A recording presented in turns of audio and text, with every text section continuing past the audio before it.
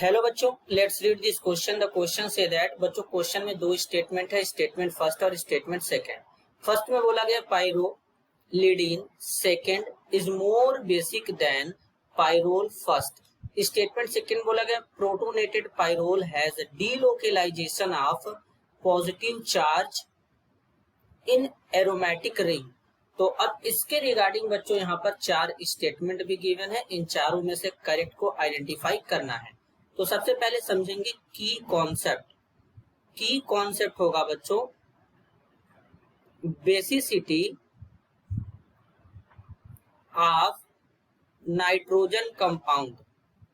तो अगर हम नाइट्रोजन कंपाउंड के बेसिसिटी की बात करते हैं बच्चों, तो जो जितना आसानी से लोन पेयर डोनेट करेगा उतना ज्यादा बेसिक नेचर का होगा।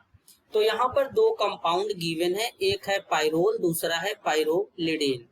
तो सबसे पहले बच्चों अगर हम पाइरोल का स्ट्रक्चर बनाएं तो यहाँ पर एक 5 मेंबर्ड रिंग होता है। इस तरीके से रिंग में नाइट्रोजन होता है और ये हाइड्रोजन लगा होता है।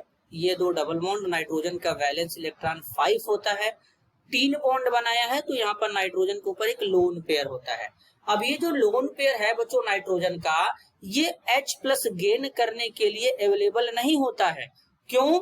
क्योंकि ये यहाँ पर इस डबल बॉन्ड के साथ बच्चों रेजोनेंस में यानी कॉन्जुगेशन में इन्वॉल्व होता है। तो मतलब ये लोन पेयर इजिली अवेलेबल नहीं होता है, तो कॉन्जुगेशन में चला जाता है, इसलिए ये इजिली प्रोटॉन को एक्सेप्ट नहीं कर पाता है। जबकि अगर हम बात करें पाइरोलिडीन की, तो यहाँ पर कुछ इस तरीके से पहले 5 मेंबर्ड रिंग बनाएंगे, नाइट्रोजन के साथ में हाइड्रोजन। अब यहाँ पर ये लोन पेयर है नाइट्रोजन के ऊपर, तो ये लोन पेयर किसी भी टाइप्स के कॉन्जुगेशन में है ही नहीं। तो कॉन्जुगेशन में नहीं होने के कारण इजिली अवेलेबल होता है और H+ को आसानी से एक्सेप्ट कर लेता है, जिसके कारण क्या हो जाता है बच्चों, ये हमारा मोर बेसिक हो जाता है। क्या हो जाता है? मोर बेसिक हो जाता है। नाइट्रोजन 4 बॉन्ड बना लिए तो नाइट्रोजन के ऊपर पॉजिटिव चार्ज। अब यहाँ पर इसमें अगर देखें तो इसमें नाइट्रोजन का हाइब्रिडाइजेशन क्या है बच्चों, 3 सिग्मा बॉन्ड है तो नाइट्रोजन का हाइब्रिडाइजेशन होगा sp2। और यहाँ पर बच्चों 3 सिग्मा एक लोन पेयर है तो नाइट्रोजन का हाइब्रिडाइजेशन क्या होगा, sp3। और यहाँ पर नाइट्रोजन में जो लोन पेयर है वो sp3 हाइब्रिड ऑर्बिटल में है, तो मतलब इसमें डायरेक्शनल कैरेक्टर ज्यादा होता है हाइब्रिड ऑर्बिटल में, जिसके कारण इजिली अवेलेबल होगा, आसानी से डोनेट कर देगा sp2 के कंपेयर में। ये दूसरा रीजन होगा बच्चों।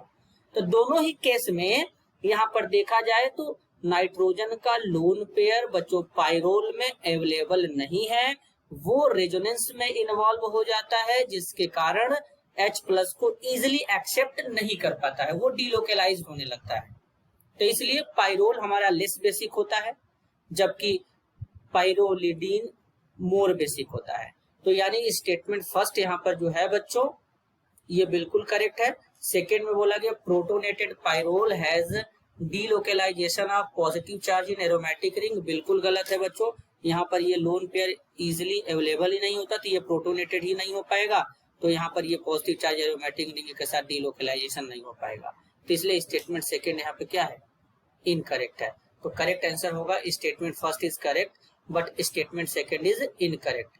तो करेक्ट आंसर होगा option third. This is your answer. I hope you understood it well. All the best.